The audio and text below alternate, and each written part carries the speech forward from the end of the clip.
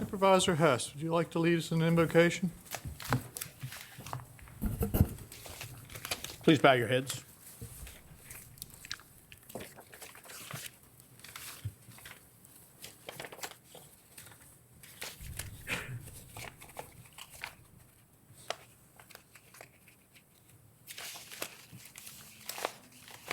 Heavenly Father, we open this meeting tonight by giving thanks to you for our many blessings. And in the aftermath of this past weekend's historic snowstorm, we're especially grateful to you for the county's public safety employees and many other county employees and VDOT employees who worked long hours under adverse conditions to serve and protect our citizens. You have truly blessed us through them and the selfless acts they perform, work that may have gone unnoticed by us, but not by you. Father, we also thank you for the freedoms we enjoy in this country, including the right to assemble here tonight. And we offer our heartfelt thanks to those who serve and have served in our armed forces defending our freedoms. Heavenly Father, hold our troops in your loving hands and protect them as they protect us. We ask your blessings upon those gathered here tonight. Hold before us the vision of your will for all of us, which will enlighten our goals. Grant us that vision for this county so that we may serve with cheerful hearts and dedication of purpose. Abba, Father, we have traveled various roads to get to this time and this place. May we always have you as our traveling companion. Help us with your guidance in our work on behalf of the citizens of the county, and we ask for your strength and the ability to do the tasks you set before us. And Father, we ask that you guide our hearts and our minds tonight so that our words and our actions would be pleasing and honoring to you. These things we humbly ask in the name of Jesus Christ, our Lord and Savior. Amen. Amen. Supervisor Fisher, would you lead us in the pledge? Please stand and face the flag. I pledge allegiance to the flag of the United States of America, to the republic for which it stands, one nation, under God, indivisible, with liberty and justice for all.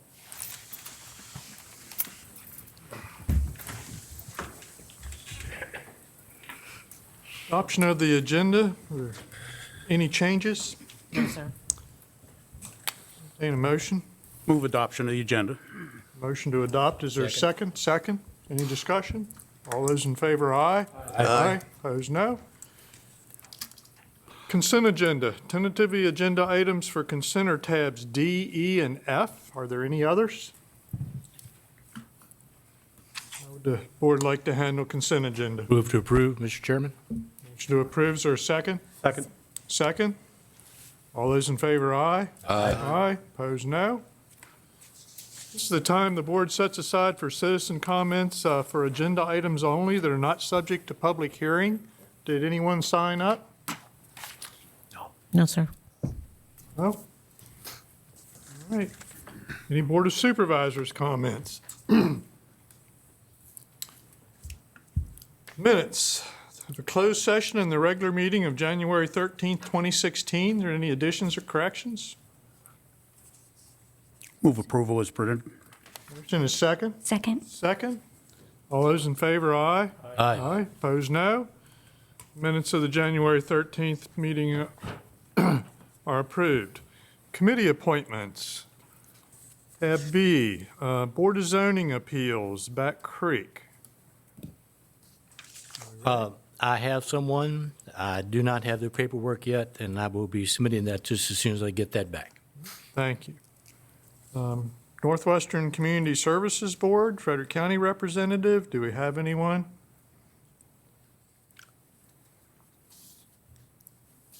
All right. Parks and Recs, Redbud. We're going to have a listing sometime next week or two. There are a couple of applicants, but I'd like to make this as broad as possible so that anyone is interested can apply, and then hope to make a decision over the course of the next 2 to 4 weeks. Thank you, sir.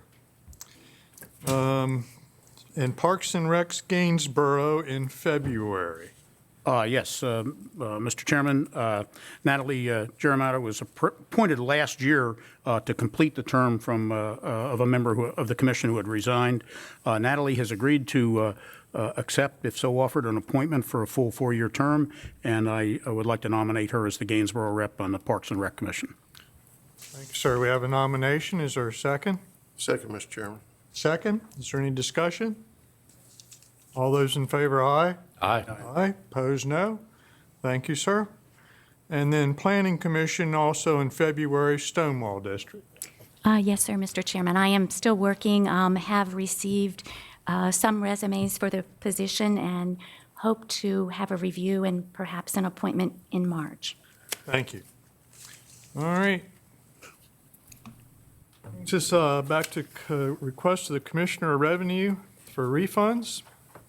Yes, sir. You have in your packet one request for a refund to an undisclosed taxpayer because it's due to the Disabled Veterans Relief provision in the state code.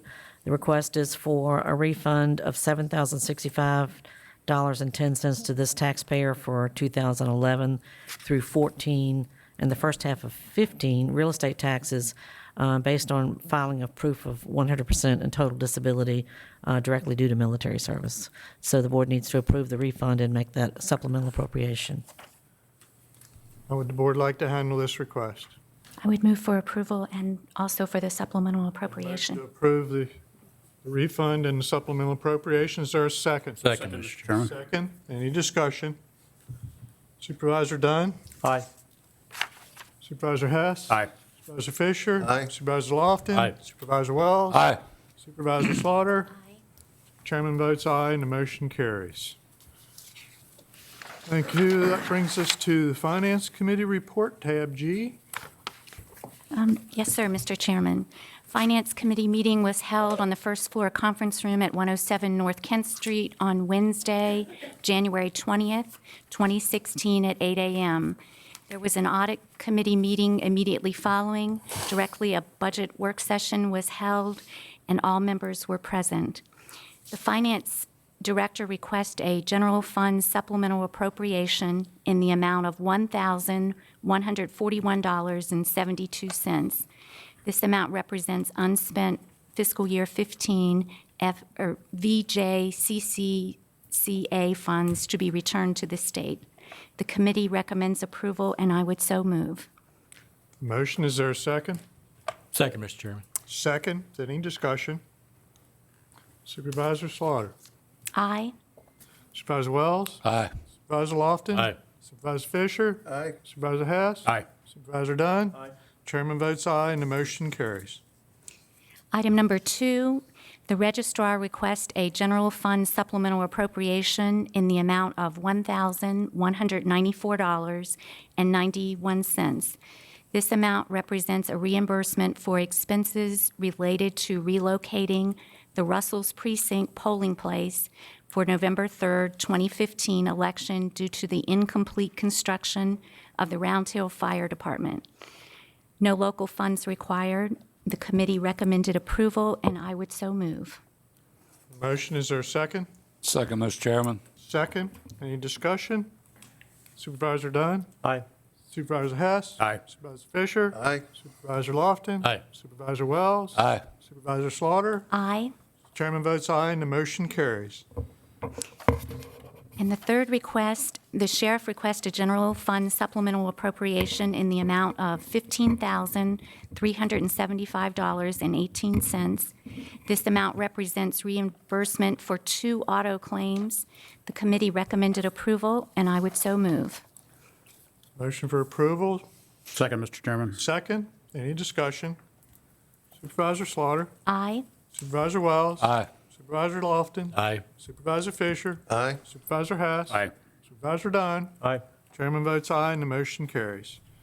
That would conclude my report, Mr. Chairman. Thank you, ma'am. Okay, that brings us to a public hearing.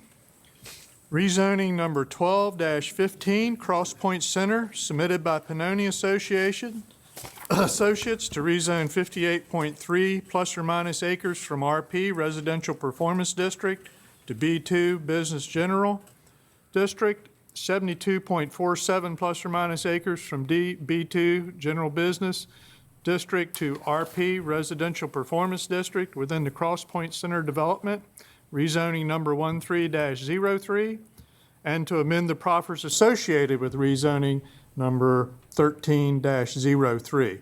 The properties are located east and adjacent to the I-81 exit 310 interchange and adjacent to Tasker Road and Hillendale Lane. Properties are identified with property identification numbers 75-A-89, 75-A-89A, 75-A-91, 75A-92, 75A-95, 75A-96, and a portion of 75A-90 and 75A-94 in the Shawnee Magisterial District. Thank you, sir. Thank you very much, Mr. Chairman, members of the Board of Supervisors. This rezoning request, 1215 for Cross Point Center, just basically gets 58.3 acres from the RP Residential District to the B2 District and 72.47 acres from the B2 District to the RP District. This is a modification, of course, of the rezoning, the original Cross Point Center rezoning that was approved in 2004. So not only does it adjust those zoning categories in the acreage I just mentioned, it also modifies the proffers associated with that original request. In your agenda, the applicant provided a meets and bounds description to highlight those changes, and that's on the screen to your left. The screen also indicates kind of the color classifications of the yellow representing the residential and the orange representing the commercial zoning classifications, with some more detailed hatch which shows those acreage changes we just mentioned in the advertisement.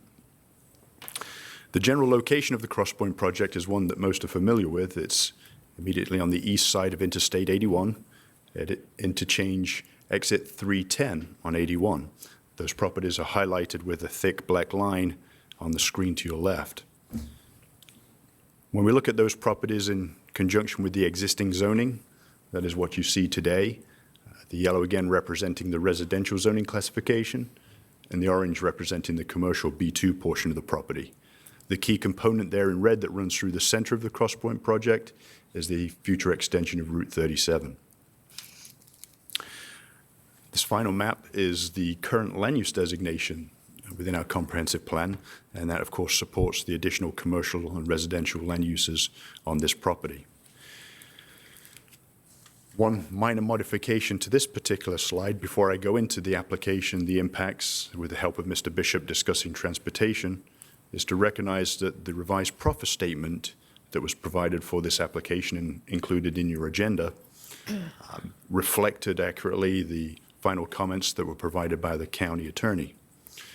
The applicant this afternoon provided us with a modification to that proffer statement, so I'll have to adjust this date, if you will, to recognize that there is a date of January 27, which included two minor changes, which I'm sure the applicant will touch on here later, but it deals with the language for the fire and rescue contribution and some startup funding for a HOA. I wanted to point that out because, of course, I placed that on your dais here this evening and didn't want to have any confusion between what was in your agenda and what was presented by the applicant this afternoon. So with that update of the proffer statement, it's important to recognize that the proffer statement includes the generalized development plan for this application, which is quite significant. It's a three-phase development.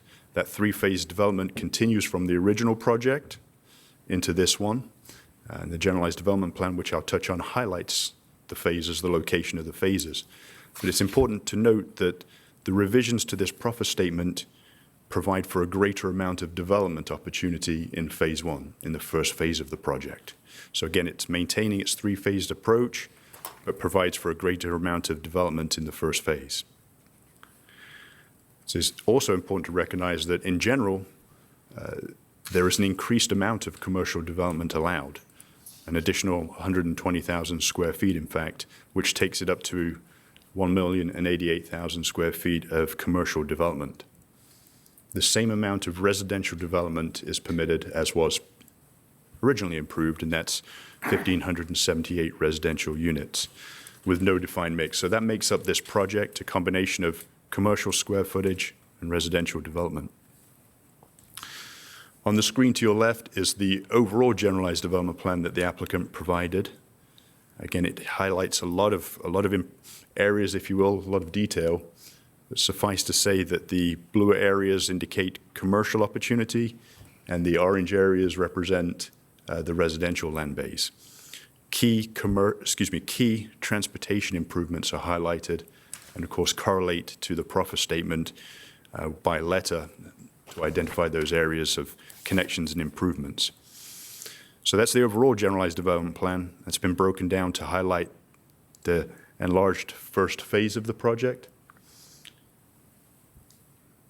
This highlights phase 2, and this highlights phase 3 in the area generally south of Future 37 and Warrior Drive.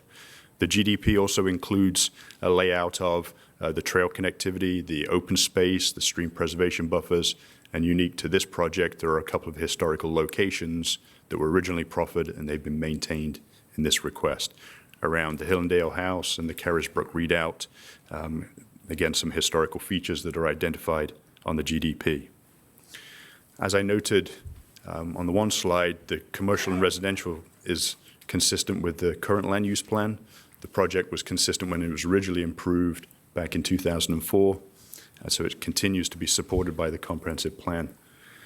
Now, when we look at the impacts associated with the request, transportation is a key one, and Mr. Bishop is going to provide some more detail with where we were, what's happened in the meantime, and what this project has.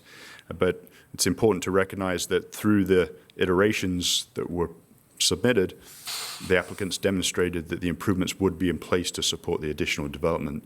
And you'll note that VDOT has concurred with their approval of the revised proffers to ensure that the improvements would be secured. So at this point, I'm going to turn it over to Mr. Bishop, who's going to talk transportation before I get back up and summarize.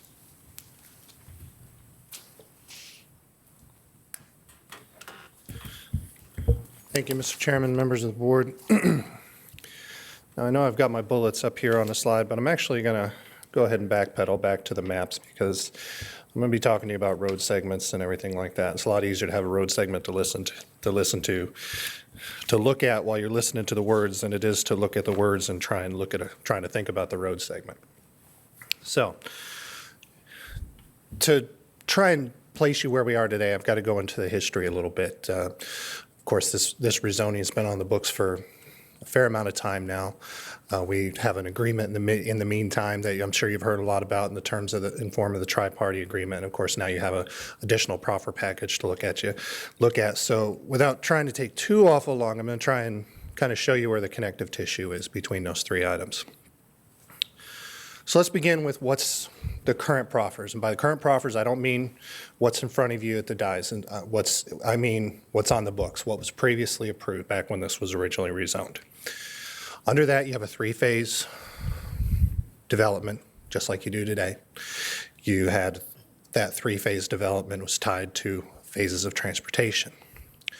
Now, what was a little different is, as Mike has already alluded to, is how that was laid out in terms of how much commercial, how much residential per phase. We're now looking at something that has a lot of commercial up front and most of the residential in the later phases. The key difference there is when this was originally rezoned, it was done in a much more balanced fashion because there was significant concern at that time that just the residential would build out and the commercial wouldn't turn up.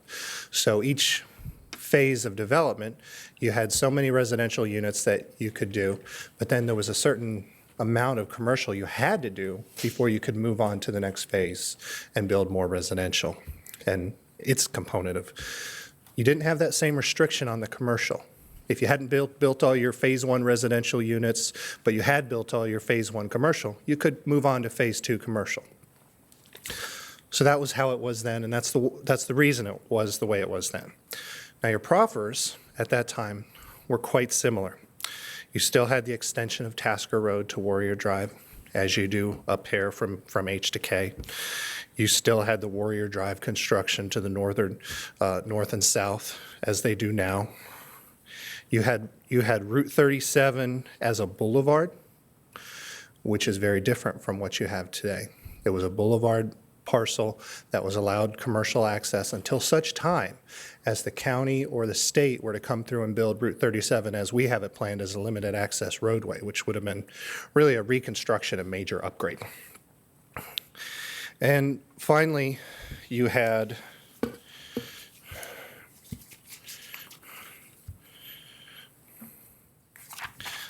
the relocation also of Tasker Road, Hillendale Road, and as part of that, the dedication of the right-of-way needed for exit 310 improvements. Now, moving forward,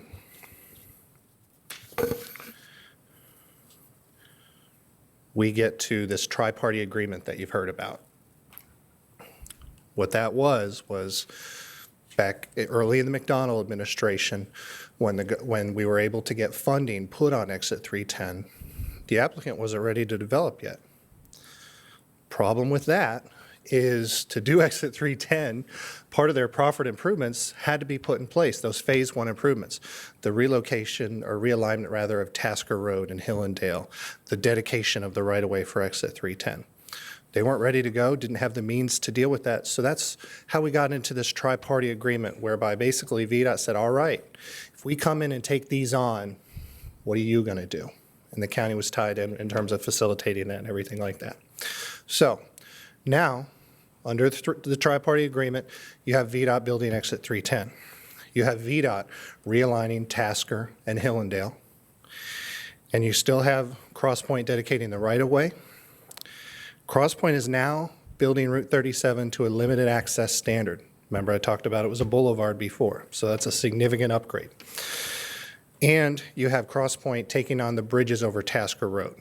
Because, once again, under the boulevard scenario, that was going to be an at-grade intersection. However, now we're setting up a limited access situation. So as VDOT builds their project for exit 310, on top of realigning Tasker and everything like that, they're setting up 37 as it is. So you have these temporary ramps that are going to be coming down to Tasker Road. So part of their responsibility will be to build those bridges and eventually take care of demolishing those temporary ramps when the time comes.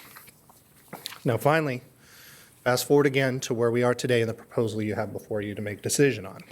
You still have a three-phase development. You still have the same improvements that you were talking about before. You have a right-of-way dedication for exit 310. You have the relocation of Tasker and Hillendale Road. You have the extension of Tasker and Warrior Drive. And you have Route 37 as a limited access roadway and the bridges over Tasker. The difference now is we have additional proffer to do a TIA at 370,000 square foot of commercial development. You'll note that they're allowed under their phase one development to build over 1 million square foot of commercial as part of phase one. Well, shoot, when that proposal came in, both VDOT and I got very nervous because that hadn't been what was foreseen before with the phase development and everything like that. So you weren't feeding all of that commercial through that single point as this would do, as it was originally written. Applicant was frankly very responsive. We got together in a big room with us and VDOT. It took a couple of meetings. So now you have this proffer that at 370,000 square foot, they'll do a TIA. That's a key link in that 370,000 square foot because that's how much commercial they could have done under what's on the books today. That's the point of that number. And basically, at that point, they'll test it out, make sure everything's going to still work before moving on. And if not, they're going to do what they need to do to make it work at that interchange so that we don't, for lack of a more eloquent way to put it, break the interchange. So that's where we've come to. That's the process, and I apologize. It's a lot of history, but that's why you have, I believe, a fairly positive comment from VDOT, why you don't have me up here complaining in terms of where we are. So with that, I'm going to turn it back over to Mike, try and get the slides back where he wants them. And I can take more questions at the end if you need them. Thank you, John. So following on from the transportation impacts, which Mr. Bishop described how they were being addressed, of course, with any rezoning, we typically look at all of the other impacts, including the community facility impacts. Development impact model gives us a guide usually as to what those impacts may be. This application continues to reflect the previous approach taken by the applicant, and that is that the commercial revenue from this project more than offsets the residential units associated with the particular request. Therefore, the commercial revenue generated, again, offsets the 1,578 residential units, recognizing that in this situation, too, we have an additional 120,000 square foot possibility of commercial land uses. I will point out that one change to the residential units does allow 200 of those which were previously proffered as age-restricted units to now be unage-restricted, should they choose to do so. With that in mind, though, again, we're still recognized, consistent with the original rezoning, that the commercial benefits of this particular request far outweigh the residential impacts from a fiscal perspective. One particular proffer that I'll point out, which still relates somewhat to government facilities, community facilities, is a original proffer that provided for the dedication of an area for government services. Pointed out in the staff report, we discussed it at the Planning Commission, but I should also still recognize that the modified approach provides for the reservation of an area for government services as opposed to the dedication. And there is a difference in that terminology. And so ultimately the board, in reviewing these changes, should determine if that approach is appropriate in this case.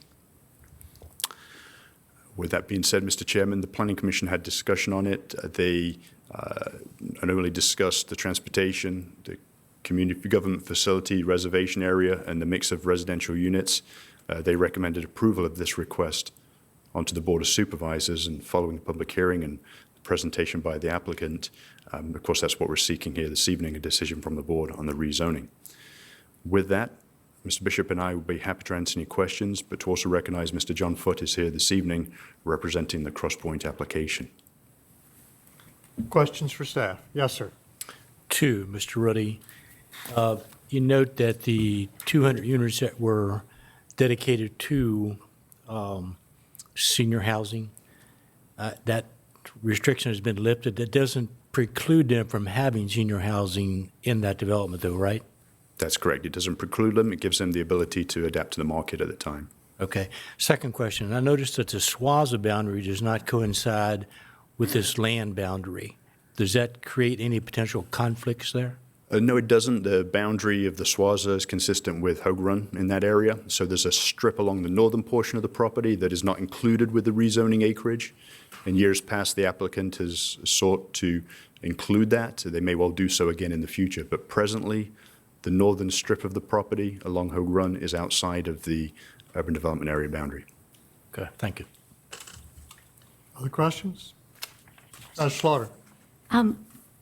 Looking at Phase 1, it constitutes 960,000 square feet of commercial and also 938 residential dwellings. I think you touched on this, but in reading this application, you would have to meet the threshold of the square footage of the commercial and the residential, or both? It just ties back into the commercial square footage as far as the trigger for the additional TIAs. Okay, for the TIAs, but would they be allowed to, would the applicant be allowed to move on to Phase 2 with additional residential, or do both components have to be met, the commercial square footage and the number of dwellings? Perhaps it's a good opportunity to let the applicant come up and describe what they're doing and confirm where they'll be with that. But presently, again, each phase is tied to a specific amount of commercial and a specific amount of residential to try and achieve that balance. Okay, so I guess, and I'm happy to hear from the applicant, but I am curious to know if both components have to be met before they would move on to the second phase. Okay. Other questions of staff? Mr. Supervisor Dunn. Mr. Ruddy, in your initial comments, you said that this afternoon there'd been a change to to the proffer, I think it was fire rescue and something else. Yes, sir. In reading through the original document, I forget the dollars amounts, but there's a certain dollar amount that went to fire and rescue. There's a certain dollar amount that went to a couple of others. How has the change occurred? Have those dollar amounts increased, decreased? The dollar amounts have not been modified at all with regards to fire and rescue. It is solely the language to how they will be directed. It's to the board, to the county, for fire and rescue purposes, where previously it was slightly different. And if you have the red line version underneath the original version there in front of you, but if I could I'll speak verbatim, if I will, to avoid any confusion.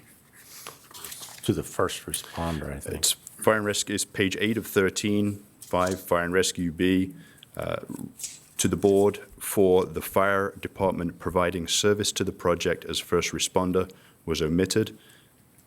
In place of that, to the board for fire and rescue purposes was added. So therefore, it's more general than, again, the initial fire department providing service to the project. Okay. Gives the county more flexibility in the application of those funds. But again, the funds remain the same. All right. Second question. On lifting the age restriction, which I'm not opposed to, but on lifting that age restriction, does that have a greater impact in the analysis on roads or not? The reason I ask the question is, on previous discussions, the assumption was that on age-restricted items, you'd have less people. And so when you figure out the impact on that versus more people, so I'm just asking this a question. I'm going to let Mr. Bishop answer the trip generation. Generally, it's less, while the fiscal impacts are a little bit greater. But So if that were the case, then this change would allow, it has a greater impact, a slightly greater impact on removing the age restriction with no modification or compensation by the applicant. Is that correct? with regards to the transportation network, Yes, sir. that would be correct. The overall transportation network as a whole remains the same. Thank you. Thank you. Other questions? Anyone? Yes. Supervisor Slaughter. Thank you. The proffers that were listed for fire and rescue, parks, libraries, administration building, and the sheriff's office, were they the proffers that were in the original agreement, or have those amounts changed? They're generally the same. I'll point out, and they can confirm ultimately, that there's a contribution to fire and rescue, a large contribution that was previously split in 3 equal parts. They modified the split, if you will, to maintain it in 3 parts, but to allow a greater contribution with the first phase, commensurate with a larger amount of development, and then 2 secondary payments of $50,000 in phase 2 and phase 3. And I believe that's the real change to the numbers. Again, not really a total change, but in how they're distributed. Thank you. You're welcome. Other questions? Anyone? Thank you, gentlemen. Mr. Butt?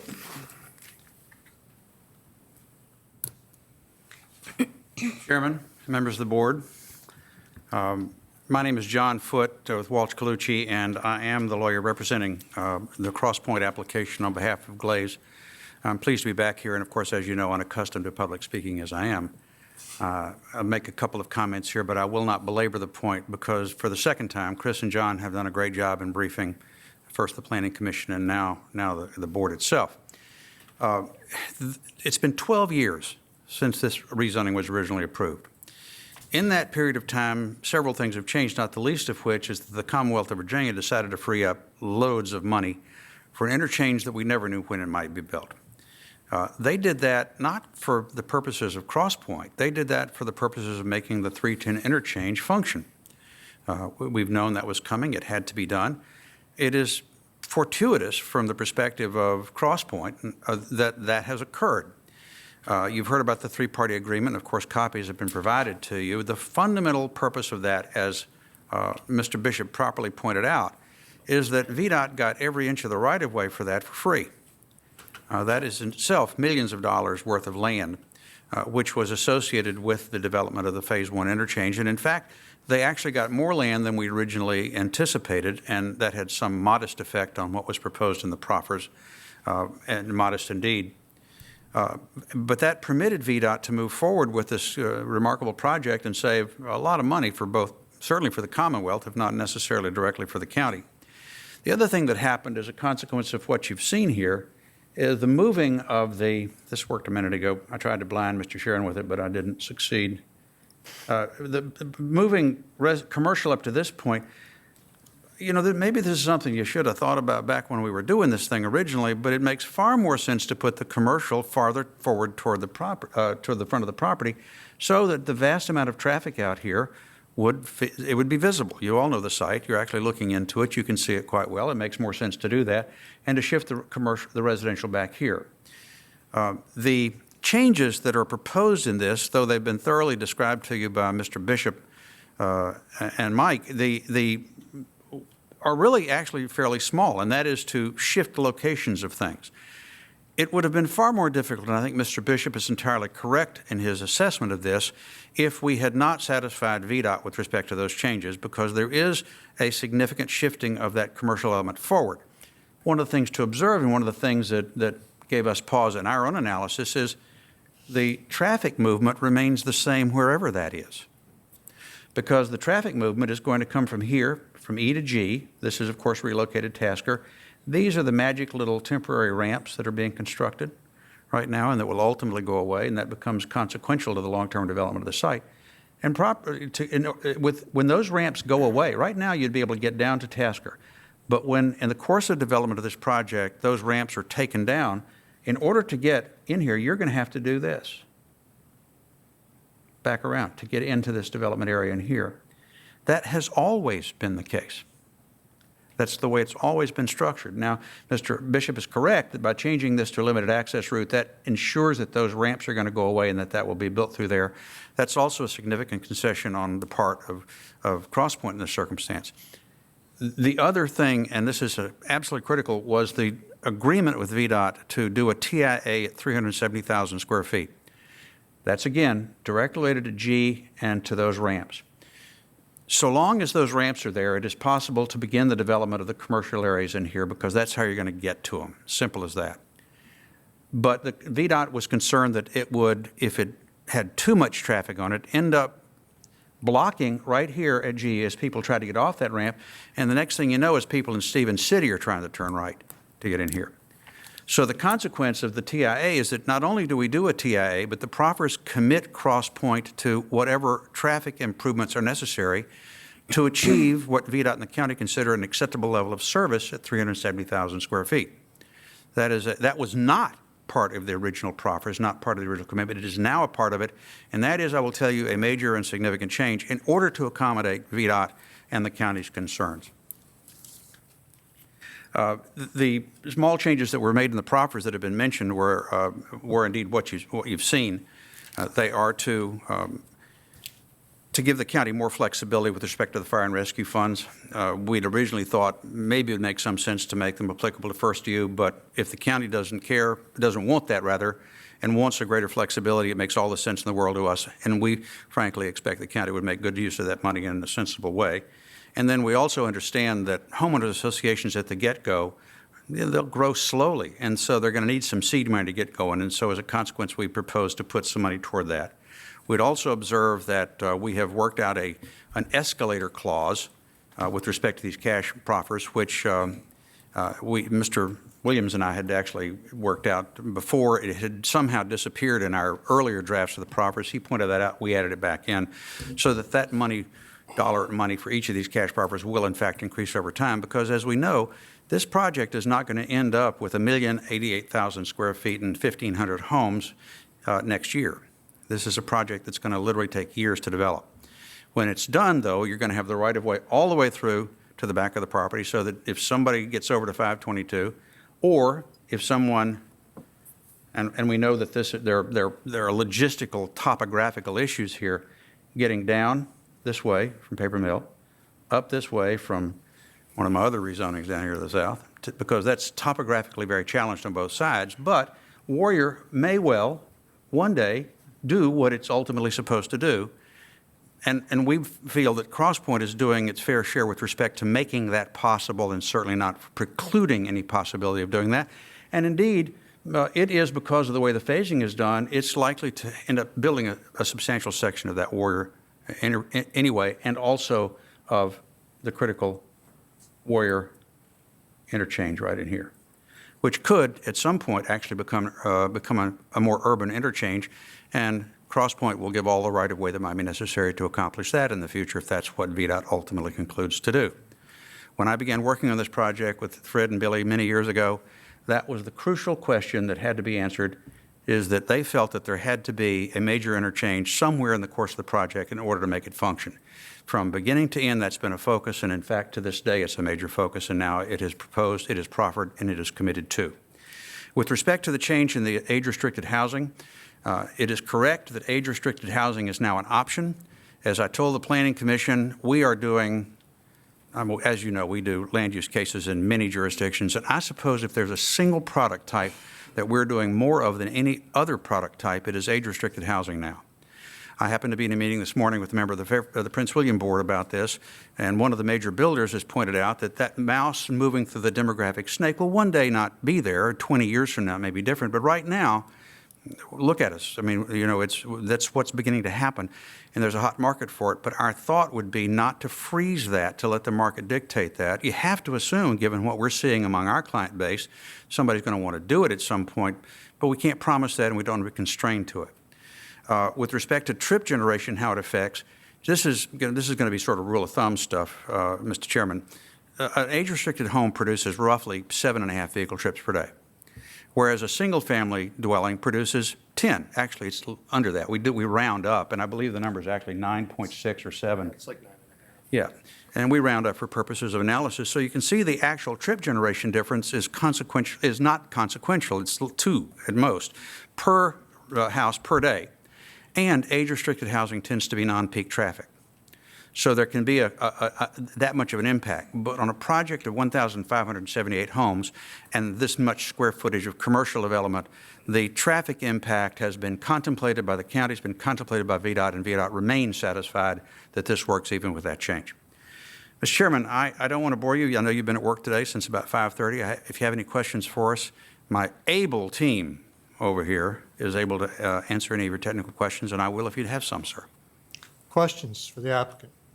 Yes, I just had a quick question. Mr. Foote, you mentioned something about the interchange there at Warrior, and then you used the term urban interchange. Can you? Well, it's, I forget the exact language of the proffer. Do you remember which one we said that in here for right-of-way?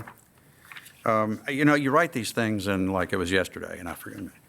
But we talk about, in one of these phases, we talk about the dedication.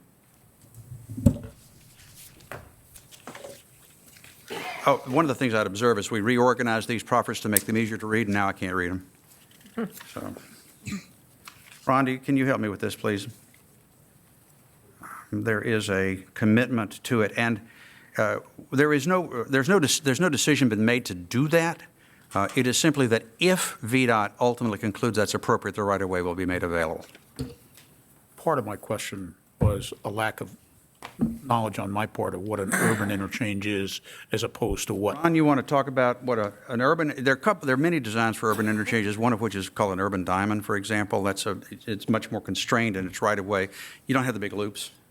It tends to do this to make it work, but it moves a lot of traffic favorably. Now, I can't tell you all the various iterations of that, but the idea is you don't need the vast space you need for one in a more rural area.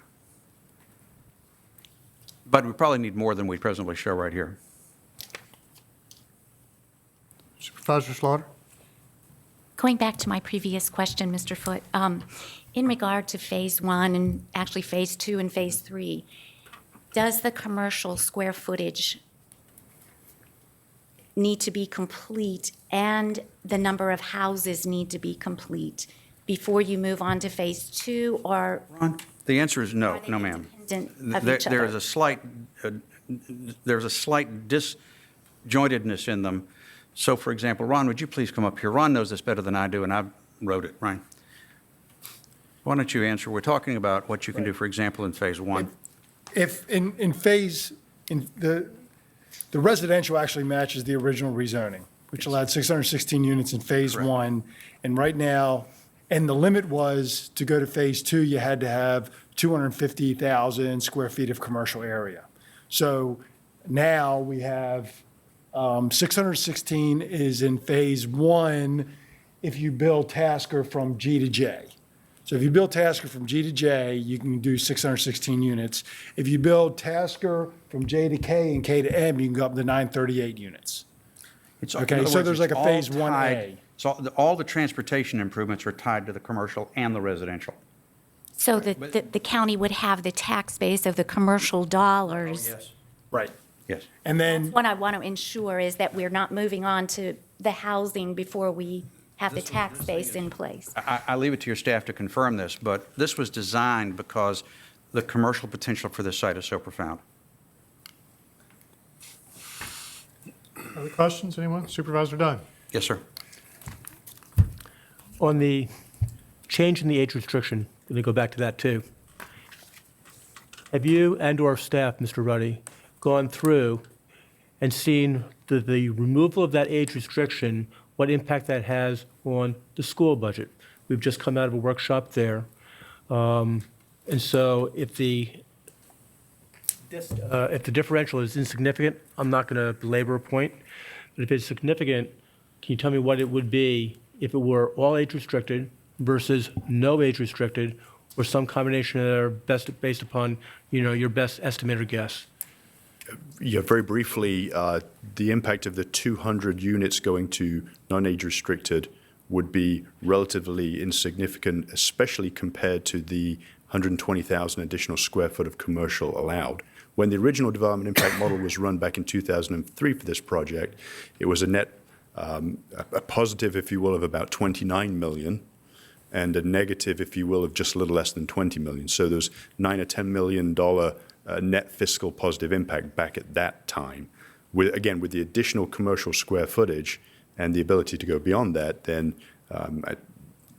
we believe that the overall fiscal impacts would be well mitigated by the commercial development. So you think that the new proffer that we're considering today, that the dollars generated would compensate for the additional impact upon schools and kids that would be in those family homes? Yes, sir. Based on the way the development impact model is set up to function and works. And again, we're talking predominantly the capital impacts associated with a particular request. And this evening we talked more about the operating I budget. understand that, but this initial capital then has ongoing operating costs once this project is completed. And so I'm looking at this from that Capital, yeah, absolutely.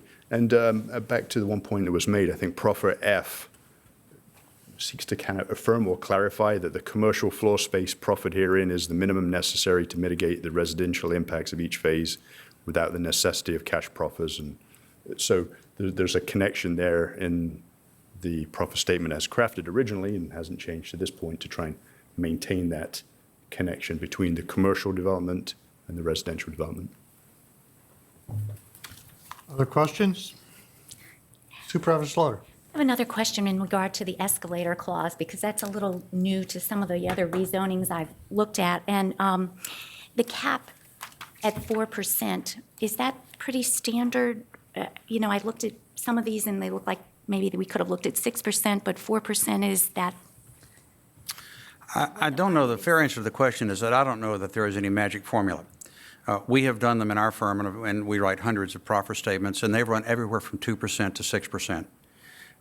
This was a proposal that was made and the county told us was acceptable. And it's not uncommon at all, ma'am. Okay. I just had not, in some of the other recent rezonings, I had not seen that.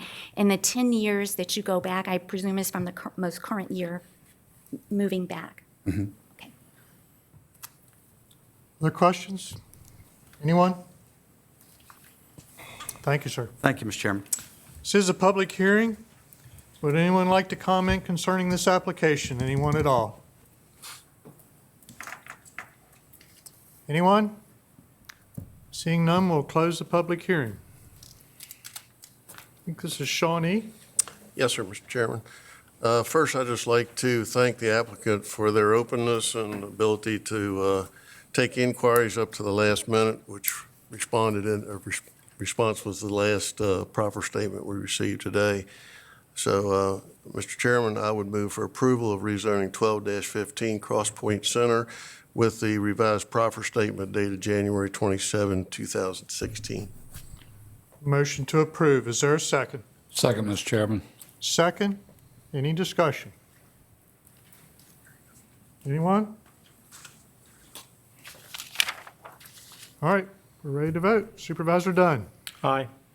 Supervisor Hess. Aye. Supervisor Fisher. Aye. Supervisor Lofton. Aye. Supervisor Wells. Aye. Supervisor Slaughter. Aye.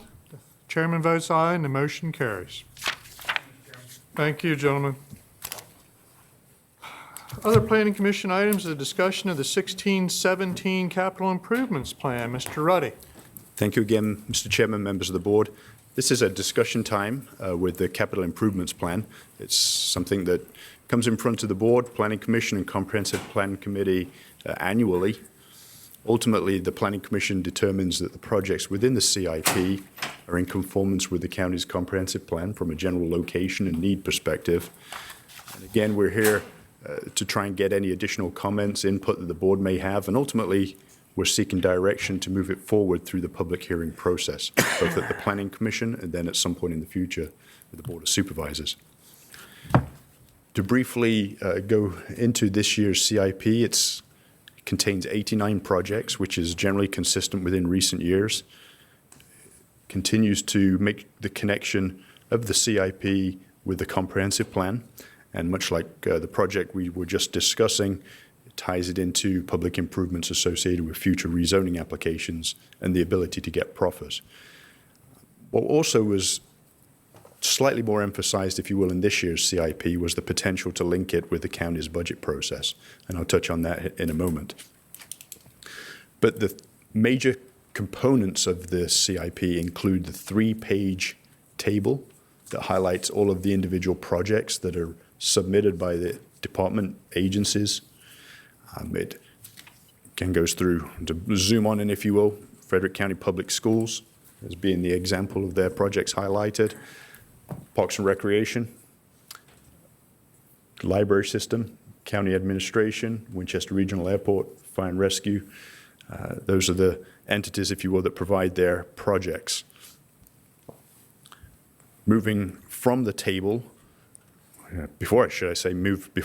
from the table, I'll highlight on the screen to your left, with the green highlight, is just recognizing the fact that the first fiscal year of the CIP has been highlighted, and that should relate to any requests that come in front of the Board of Supervisors through the budget process, theoretically. A second thing that I'll highlight that was a modification to the table is off on the right-hand side, and that's to recognize that there are some long-range comprehensive plan projects that are valid to be identified with the CIP, but fall beyond, of course, the 5-year funding window that the CIP typically covers. The CIP also contains 4 maps.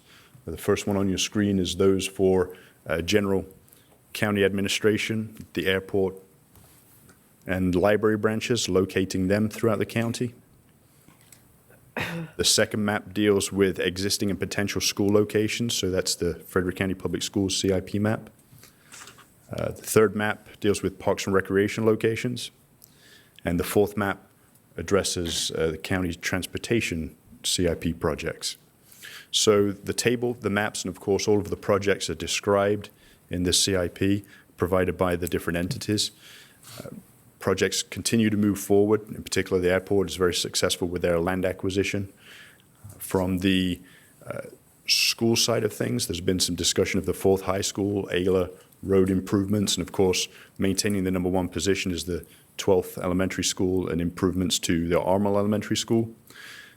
In this year's CIP, the school has reduced the number of projects, and you'll also notice that some of the monetary numbers have been removed from later projects because of perhaps the speculation that exists with future costs associated with schools. Parks and Recreation's #1 priority is the northwest area of Sharando Park. Again, it's their belief that's where their focus should be. Of course, they can be highlighted in and around, and just I don't need to spend any time on that, but we certainly have the ability to highlight different projects. And I'll point out that we have representatives here this evening in the audience: Frederick County Public Schools, Parks and Recreation, Public Works. Covered everybody's. Yep. So we have representatives here. Should you have any questions about the particular projects?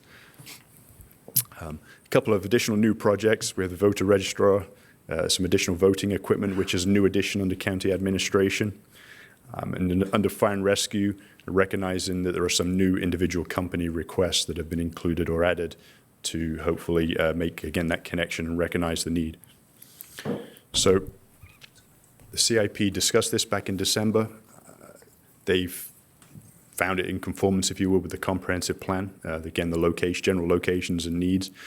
We're here for discussion with the board. And again, as I mentioned, hopefully to get direction to go through the public hearing process. We'll go directly to the Planning Commission for a public hearing if indeed we get that direction. And then ultimately, we have discretion at when the board would like to see that, either more sooner or in conjunction with the budget process. And we'd be happy to accommodate either approach. Questions or comments?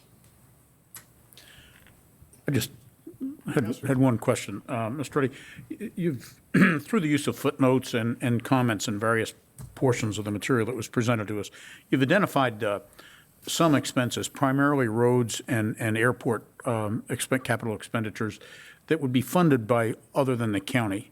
And I know ultimately that all of that money comes from taxpayers, one way, shape, or form or another.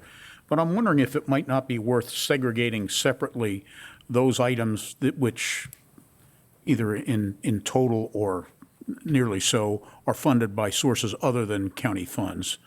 I know they flow through the county budget and we use that process, but there's a big difference between the net and the gross in terms of the fiscal impact on the county. You're exactly right, because many of the airport in particular get a great amount of funding from the Federal Aviation Authority and Virginia Department of Aviation. And so we can look to find that and certainly include that within the CIP. Yeah, and my thought was perhaps kind of a separate section. In other words, all those things that are straight county funding, and that's the way they have to be, and you run your total just like you do on the last page of your charts. But then you come to another section where the likelihood that the majority of that or some portion of that, some significant portion of that would be funded by others, you list that separately. So there would be, at first be a total that's surely be all county, then the next, or subtotal, if you would. Then there would be a separate subtotal for those projects that would involve significant funding from others. Then you would have a total of the two subtotals. Is there any value, do you think, in terms of clearly conveying to the citizens of the county the impact of these capital improvements in that regard? I think it's certainly something we could work on, and there's most likely, indeed value to that. And I think it's the connection with the budget might be, again, because what you're trying to say is some of these things don't have as a larger impact on the county budget as others. So how can we identify and differentiate those? And I think we possibly could find a way. I mean, it may end up being too awkward in terms of a format, but just looking at it, I thought if those items could clearly be identified, maybe they could be segregated in a separate portion of the report. We can look at that. And so each of the individual project requests comes from the departments or the entities and has gone through their board or commission for endorsement. And that information usually contains the source of funding. So we'll be able to pull it from that. And if it's not available, we could work with them to try and get it. I mean, I don't know that it's absolutely necessary. I'm just trying to create a clear picture for the citizens to understand what the impact is on them. Other questions or comments? Mr. Lofton. Mr. Ruddy, I've said it before, and I understand this is a standard way of presenting the capital wants and needs. But again, I go back, I want to make it clear, and hopefully the citizens will understand that those columns that delineate the years in which expected expenditures are made are all potential. We're not dedicating any funds to any of these projects at this time. That's correct. This is a planning tool. It's not a budget document. Thank you. Probably the bluntest way to say it. And the agencies and entities are aware and kind of recognize that that first year column should be something that is coming forward as part of the discussion earlier or later within the budget process. Yeah. Other comments, questions? Supervisor Dunn? I'd like to follow up with what Mr. Supervisor Hess said. I liked Supervisor Hess's comments. Looking forward on a 5-year time frame, having a general idea of the expected capital improvements you're going to have years 1, 2, 3, 4, and 5 out, and where that funding comes from. X dollars comes from the state, Y dollars comes from the county, Z dollars comes from the feds, or whatever, would be helpful for us from a planning perspective, because it says these are the expected costs we have down the road, and how do we address them. Mr. Chairman, if we're looking at budgets, we'd like to look at not only a 1-year budget, but what the impact is further down the road. So I just concur with Supervisor Hess's comments on that. Second point, unless you want to make a comment, Mr. Ruddy? No, go ahead, sir. Second point, on the Parks and Recreation.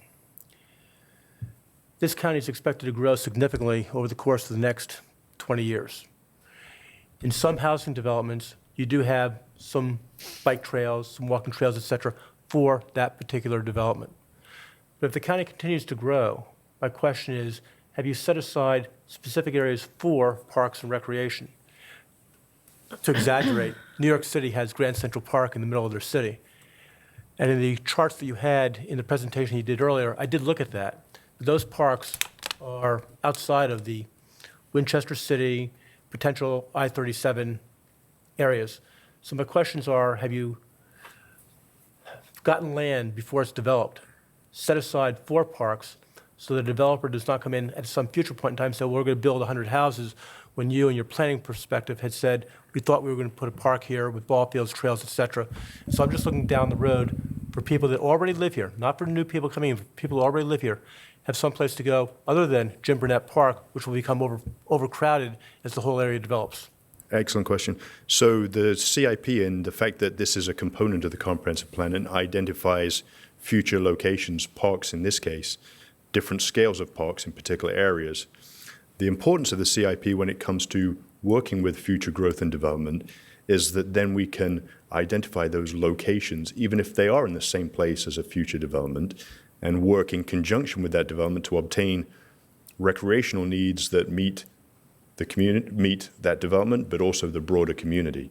So that's truly a benefit of the comp plan and the CIP in relation to the comp plan, and how we can work with development proposals and rezonings to get parks that not just serve the individual projects, but the broader community needs. So that's probably the broader statement. But Parks and Recreation also have a vision to how they've laid out their future park locations and future needs, and certainly would be available to highlight that. Thinks that the current layout that you had, if that's your Parks and Recs, if you can see, does that meet the projected growth potential over the next 20 years that you expect, in other words, to meet that? We have 82,000 people now, and I think that's meant to grow, Mr. Chairman, 20 to 30,000 or more. So I'm just asking the question. Well, I think it's a good opportunity for Parks and Recreation to respond to that. Okay. But generally speaking, it may go beyond the 20 years, but these are the park needs in this case that are identified to meet the needs of the growing community. And it may, depending on the rate of growth, occur within that time frame, or it may be an extended period. But My last comment simply is, I don't want to lose the land and have no overpopulation, not have that opportunity for parks and recreation areas for future citizens. And this gives us the tool as a community to look for those places too. All right, Mr. John Tuckerl is here from Frederick County Parks and Recreation. Good evening, sir. Mr. Chairman, members of the board, I appreciate the interest in Parks and Recreation, certainly. And if I understand the question, are there places where parks are already defined in the planning process? And I guess I could point to the Snowden Bridge development, where in the proffer process, parkland was set apart for parkland was proffered to the county for use. And so that's an example of the opportunity that. For all citizens in the county, or just those in Snowden Bridge? This is a public facility. So that's the opportunity that we've been taking advantage of to this point, is through the proffer process. Okay, thank you. Thank you, sir.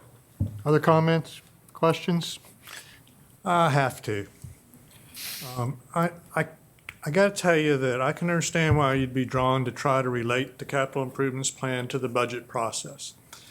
I think that this format really, it clouds the pictures, it builds unrealistic expectations. I'm opposed to it. I think we start to try to make the CIP more than what it was ever designed to be. It's always been designed to be a planning document, and purely that. Now, we've added a lot of things to it that weren't really initially envisioned simply because by code, we cannot accept proffers for items that are not in our comprehensive plan. So it's gotten to be a big document full of stuff.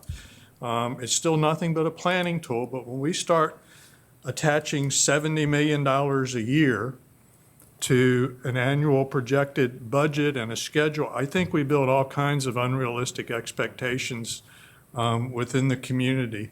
And I'm simply opposed to it. I think that it works against us in a lot of areas. Just my opinion.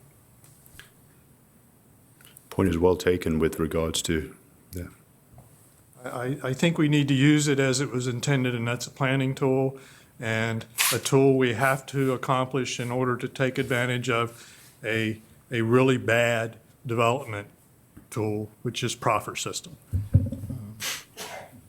And Supervisor Dunn made a comment that I do appreciate, and that is a desire to look at a current year budget, but project an extended budget. But I don't think the CIP is the place to do that. So that's my 2 cents. Any other comments? Mr. Chairman? Yes, sir. I wasn't going to say anything, but I have to agree with you. The CIP budget, to me, lists items that are a capital need. They've got nothing to do with really prioritization or years attached to it. The one I saw that really disturbed me was $500,000 to design a swimming pool.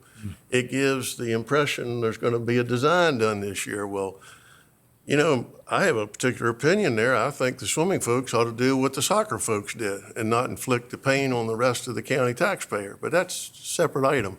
But when I saw that design fee designated for this year, it's exactly what you're talking about. It kind of gives you an expectation that's totally unrealistic. It's there for a planning document. Otherwise, you can't get proffers. So I think maybe it's, and in the case of the schools where they have to plan for certain years to do certain things, you know, there are reasons to put dates to it, but that probably should be something separate from this document. So I kind of agree with you, Mr. Chairman. Maybe a little revision of this would be appropriate. Other comments? Anyone? Thank you very much, sir. Thank you. Excellent input. Thank you. All right, board liaison reports. Are there any? Mr. Chairman, we don't really have a specific liaison to the Northern Shenandoah Regional or Valley Regional Commission, but I'd just like to make note that at the board meeting of the commission last week, they appointed a new executive director, Brandon Davis. He was previously the director of community development for Shenandoah County. And I think the advantage to the area is that he's going to hit the ground running. He's been part of the process and involved with the regional commission for quite some time. So I think it's going to be a real win for the area. The other thing in terms of liaisons that I'd like to mention, I was just recently appointed as liaison to the Tourism Board, and last Thursday I attended my first meeting, and I was impressed with the energy that the new tourism director brings and the cooperation of the board members and the relationship between the businesses involved in tourism and their emphasis on the importance of their contributions to the economic vitality of Frederick County and the region. Thank you, sir. Any other liaison reports? All right, that brings us to citizen comments. This is an opportunity for anyone to speak with the board on any issue. Is there anyone who would like to come? Thank you, sir. If you'd state your name, your magisterial district, and limit your comments to 3 minutes, please. Yes, sir. Sean Graber from the Back Creek Magisterial District. Ladies and gentlemen of the board, thank you for the opportunity to speak before you this evening. Ms. Slaughter, welcome. Thank you. As you were privy, as was I, to the report that was given this evening by the school board, I would just ask that you would consider a few things that was presented this evening. there was an $18.5 million increase that was presented by the board. It is a 10% increase. I don't know of very many folks who received a 10% increase in their salaries over the past year. If you break this down per person in the county using Census Bureau numbers of 82,300 people, it equates to approximately $224.78 a person. If you further break it down per household of 2.86 people per household, as Census Bureau does, it equates to $642.89 per family to fund the increase that the school is asking for. That's a significant increase. For me, for my real estate, it would be almost a 50% tax increase. Something else I want you to consider, in 2014, the cost to service the school debt was just over $12 million. In 2017, proposed is $16.4 million. That's a $4.1 million increase, according to the numbers that were presented, or 33% increase just to service the debt in 4 years. If you look at a 10-year trend from 2014 to proposed 2024, we're looking at 100% growth to service just the school debt. It's not sustainable. It's a runaway train that we're not going to stop if we continue down the path that we're on. Please consider us, the taxpayer, as you work through the budget requests over the next 2 to 3 months. Thank you for your time. Would anyone else like to address the board on any issue? Anyone? All right, our county administrator would like to share some comments this evening, and we'll go to her next. Thank you, Mr. Chair. I was remiss in asking you, actually I have two things. One, I would typically congratulate the hiring of a new department director, and Mike Ruddy was accepted the position of Director of Planning and Community Development a couple of weeks ago now, I think it was. So welcome, Mike, in that position. And the second thing I just wanted to say is we just had probably the worst snow event that I can remember in my lifetime. And I wanted to publicly thank Frederick County's public safety folks, the folks in the sheriff's office, the public safety communications, emergency management, and fire and rescue, as well as the volunteers, for all of the work that they do behind the scenes to respond to emergencies and to get out and about in snow up to their thighs when the rest of us didn't have to do that. And I just wanted to express appreciation to all those employees and all those volunteers. And also, to the equivalent folks in the city of Winchester who cooperate with us on everything, and VDOT for clearing the roads, and all the people in the hospitals who had to be there when people had a medical emergency. All those folks are behind the scenes working all the time, and we don't think about it until we actually need them. And I just wanted to say thank you to all those people. Thank you, ma'am. Board of Supervisors comments, are there any? Hate to be prolonging the meeting, but I'll just make one quick short comment. I had the privilege last Thursday night to attend the Fire Academy graduation, which resulted in 11 graduates being prepared to join the ranks of the Fire and Rescue Department, and it was a very impressive ceremony. Thank you. Anyone else? Mr. Chairman, Yes, sir. Supervisor Dunn. we're going into a budget process that will run a couple of months. I'd just like to say that as we go through this process, our debt has risen over the last few years from about $10 million, about a 6% increase, while population growth has risen about 2%. And so as we go through, I'm looking to see if we can go and possibly cut down the principal on the debt. 100 years ago, Detroit was a very, very wealthy town, one of the wealthiest in the country. But over time, their debt exceeded the ability to pay for the debt, and today they're bankrupt. I don't want Frederick County to be in the same situation, and though many of us on this board will be dead in 100 years, our children that are 20 years old or grandchildren will be very well alive. So as we go through this process, I'm right now trying to get data from staff to go through and take a look at spending over the last 10 years, how the debt has increased or decreased over the last 10 years. And I'll present that to you in a 2 to 4 week time frame as we go through this budget discussion. Anyone else? Vice Chairman Fisher. I'll move for adjournment, sir. Motion to adjourn. Second. Second, we'll stand adjourned. Thank you all for your time and attention.